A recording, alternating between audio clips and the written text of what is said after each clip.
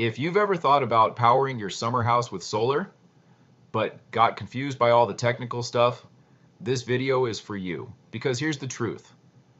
Designing a solar system for a summer house is completely different from designing one for a full-time off-grid home, especially in a country like Sweden. And the good news, it's actually much easier and much cheaper. In this video, I'll walk you step by step through how to design a simple, reliable solar off-grid system specifically for summer use. Let's start with the most important concept. For a full off-grid house, you have to design for winter, when there's almost no sun. But for a summer house, we do the opposite. We design for summer, when the sun is strong and days are long. That one decision changes everything. Smaller system, smaller batteries, lower cost. Step one is always the same. Figure out how much energy you actually use per day. Let's take a simple example. A few LED lights in the evening, a small fridge running during the day, charging your phone and maybe a laptop. That usually adds up to around 1 to 1.5 kilowatt hours per day. Don't overcomplicate this. Just estimate realistically. Most people overestimate and spend more money than they need to. Now let's size the solar panels. In Sweden during summer, you get about 4 to 6 peak sun hours per day. To keep things simple, we'll use 5. So if your daily usage is about 1,300 watt hours, you divide that by 5. That gives you around 260 watts of solar. Then we add some losses for efficiency, weather, and system performance. So in real life, you'd install about 400 watts of solar panels. That's it. Not huge, not expensive. Next is the battery. For a summer house, you don't need massive storage like a full off-grid system.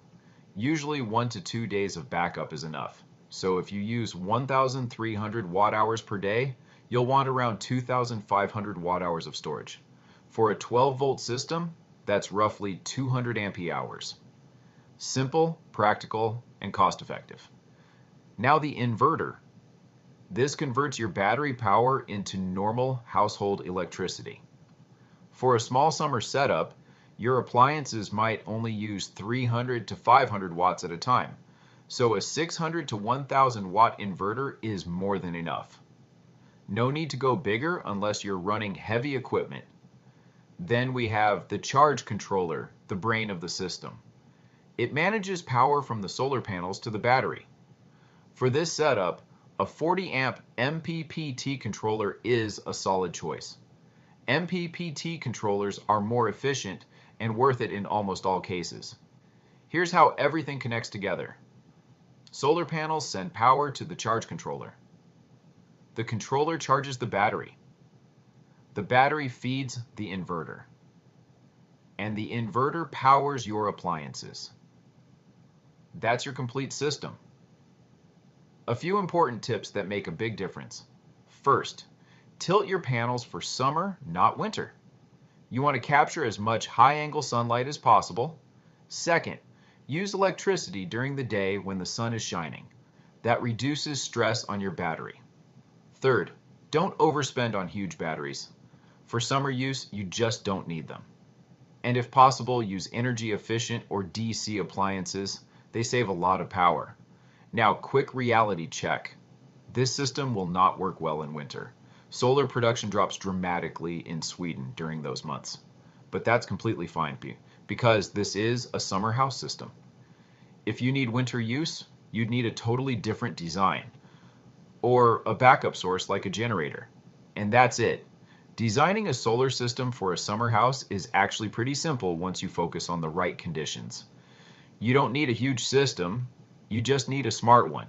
If this helped you, hit like and subscribe. And if you want help designing your own system, drop your details in the comments. I might cover it in a future video.